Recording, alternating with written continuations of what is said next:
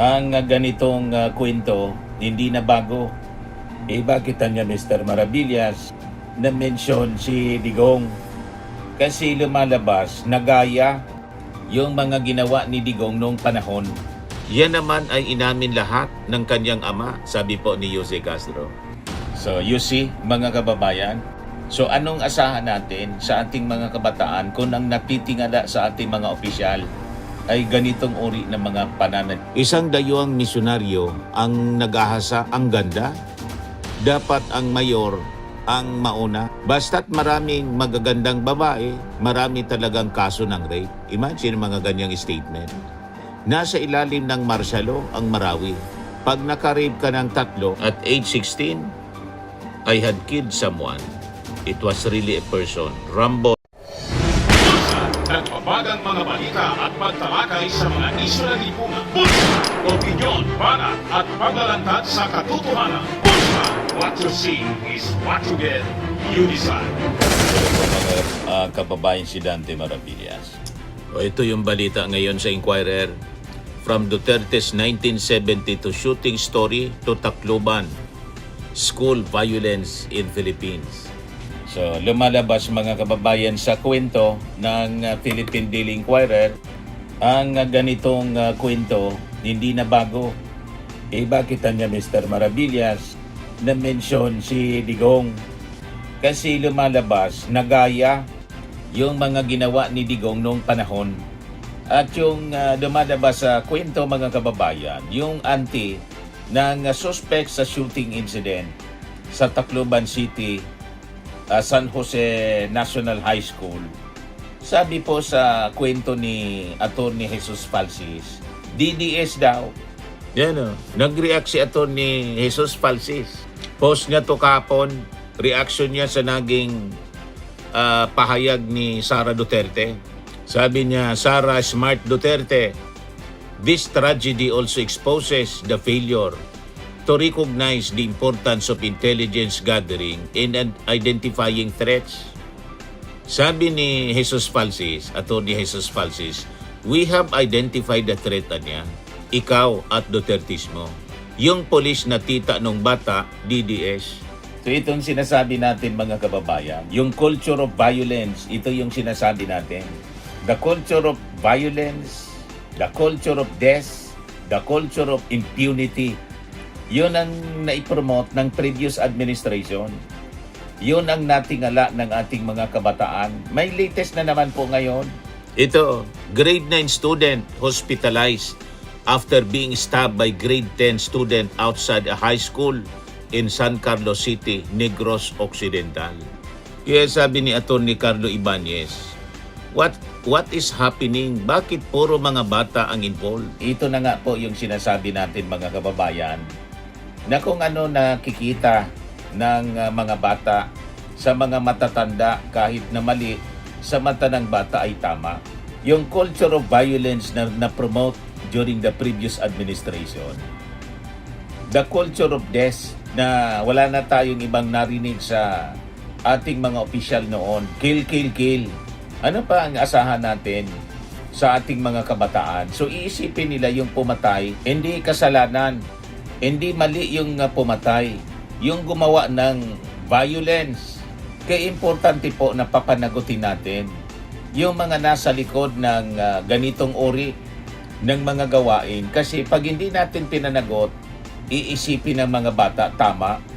Ngayon, yung latest na joke ni Sara Duterte about the president na masamang damo, nag-react na din po si Jose Castro ngayon.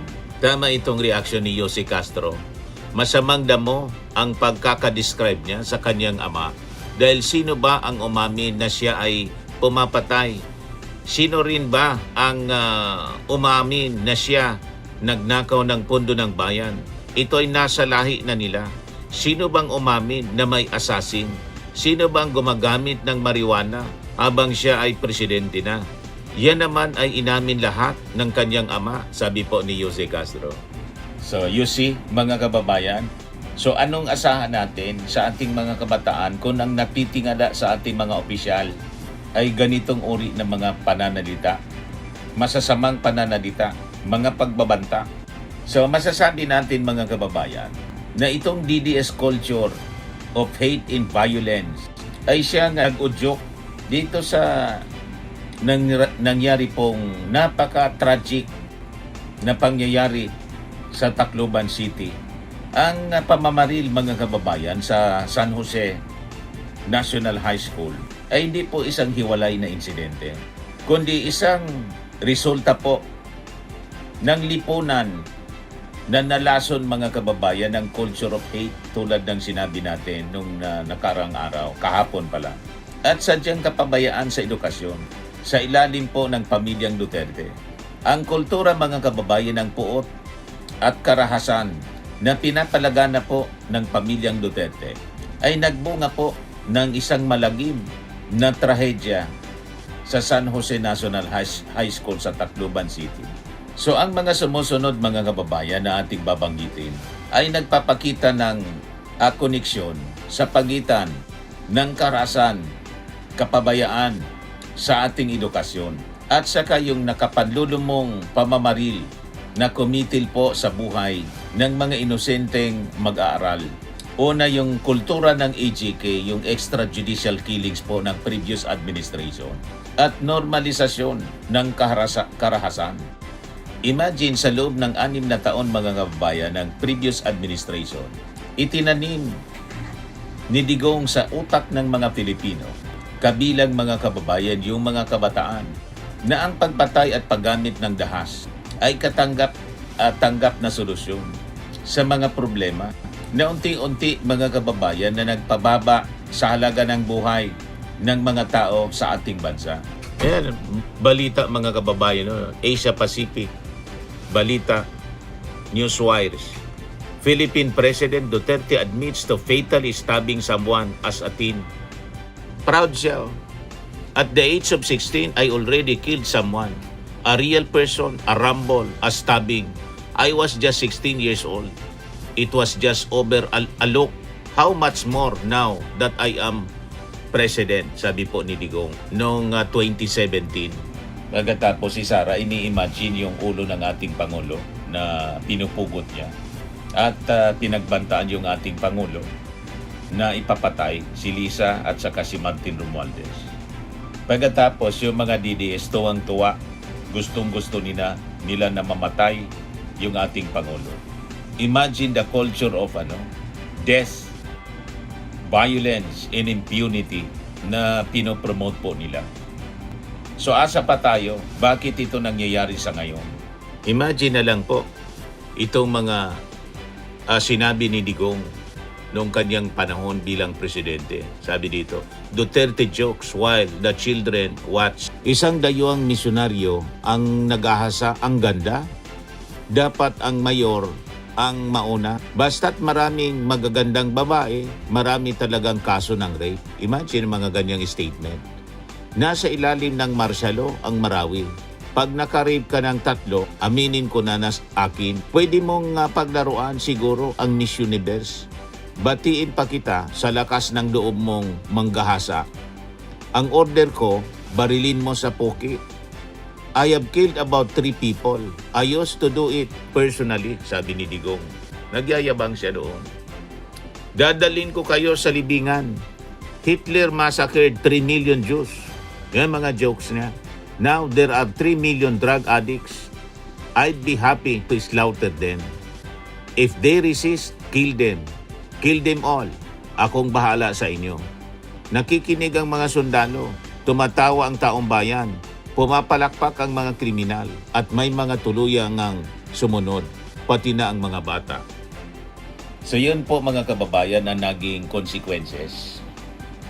Nang naging normal na lang ang gumawa ng masama. Naging normal na lang ang magbanta. Naging normal ang pumatay. Dagdagan pa mga kababayan ni Sara Duterte. Lantaran niyang sinabi sa publiko, ini-imagine niyang pugutan ng ulo yung ating Pangulo. Na nagpapakita po ng kawalan ng respeto sa batas at kawalan ng emosyonal na kontrol na madaling gayahin po ng mga kabataan. Then yung alam na ninyo, parte ng articles of impeachment, yung pagbanta sa ating Pangulo. na ipapatay si Lisa Marcos at saka si Martin. Nandyan pa yung kanyang kapatid na si Pulong. Ang siga at barumbadong ihemplo ng kanyang kapatid na si Pulong. Naalala ninyo yung nahuli sa CCTV na inaambahan ng saksak yung isang bugaw. So napakamali yung naging mensahe nito, itong pamilya Duterte sa ating mga kabataan. Ang ganitong asal kasi po mula sa isang opisyal, nagpapadala ng maling mensahe po sa ating mga kabataan na ang pagiging siga at marahas ay simbolo po ng kapangyarihan. Ito nga ang nangyayari ngayon, mga kababayan. So sa aspetong legal at moral, bagsak mga kababayan sila. Ang kanilang argumento na sila ay para sa law and order ay isa pong malaking kalukuhan dahil ang mismo nilang gawi, mga kababayan, ay tahasang pag-atake sa ating saligang batas. At sa rule of law, ang isang pinuno, mga kababayan, ay may legal and moral obligation na itaguyod po yung kapayapaan. Sa ilalim ng batas, ang mga pahayag ni Sara Duterte inggit sa pagputol ng ulo, pag-hire ng assassin, hindi po simpleng hyperbole o pwedeng sabihin nating biro lang. Sinabi na nga po niya, no joke, no joke. Maituturing siya, mga kababayan, na incitement to violence at malinaw na indikasyon ng kawalan ng kakayahang gampanan ng isang mataas na tungkulin sa ating Estado. So paano natin pagtitiwalaan ang integridad ng isang pamilya, mga kababayan, ng tanging tugon sa isang krisis ay banta ng pagpaslang. Sa walang moral integrity, ang mga tao, mga kababayan, ang tanging alam na wika ay karahasan. Ang kultura, mga kababayan, ng puot at karahasan ay walang idudulot na mabuti kundi trahedya tulad po na nangyari sa Tacloban City. Kapag ang isang pamalaan ay pinatakbo ng banta, ng patayan at kapabayaan, ang mga inosenteng kabataan, mga kababayan, ang siyang nagbabayad ng sarili nilang buhay tulad ng nangyari po sa Tacloban City. Sila ang nagbabayad ng sariling buhay na maipapasa sa susunod na pamahalaan. Yan ang nangyari. Kaya yung mga DDS na nagtatanong, ano niya yung koneksyon? Malinaw po ang koneksyon. At sabi nga po sa Bible, kung ano yung itinanim, ay siyang ating aanihin. So ang itinanim ng previous administration, inaani natin ngayon. So yan po ang nakakalungkot na mga pangyayari. It will take years bago natin ito ma-reverse, mga kababayan. So tingnan ninyo ito, mga kaindik-indik na mga balita. Teacher stabbed to death in 2018, panahon ni Digong. Dito ito sa Teodoran Albay. Ito 2019. Grade 7 student shot inside classroom 2019 sa Calamba City, Laguna.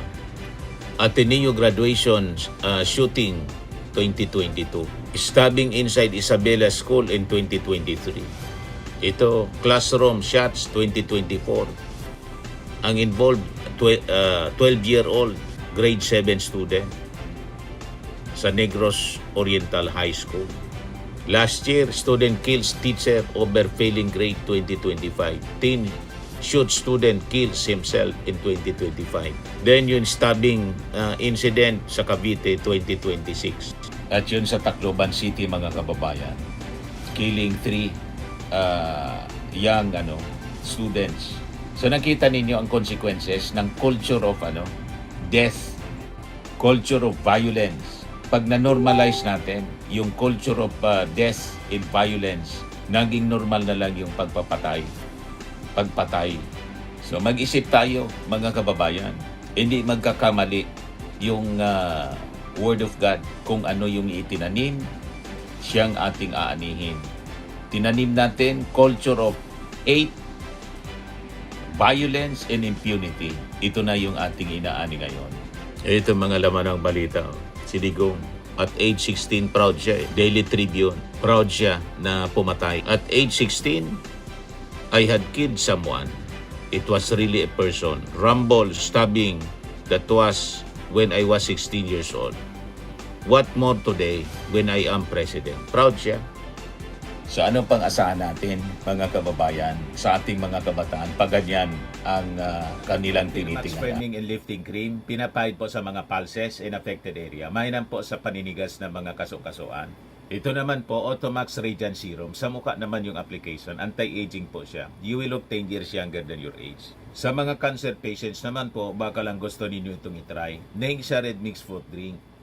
Hindi mo po siya gamot, food supplement siya. Kaya lang, gawa siya mga kababayan sa goji berry. Yung goji berry may anti-cancer properties. O ngayon, yung mga inquiries ninyo, dumiritso na lang kayo sa aming messenger sa Facebook para masagot namin agad. Ayos pa? Ayos na ayos niya, Mr. Maravilla. Sa mga nagana po ng malinis and spacious fitness gym, pumunta lang po kayo sa aming Colossal Fitness Gym.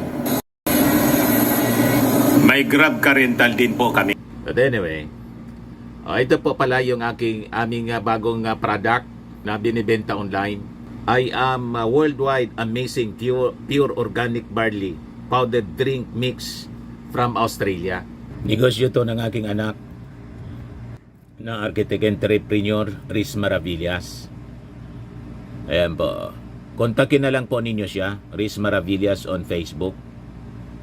Ang mga health benefits niya, boost immunity, improves digestion, enhance energy levels, packed with antioxidants, prevent cancer.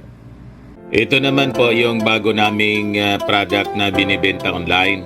Eye Glow Serum, whitening po siya. Tingnan ninyo yung epekto sa aking anak na architect before and now. Yung mga inquiries po ninyo, dumiretso na lang kayo sa kanyang Facebook account, Riz Maravillas.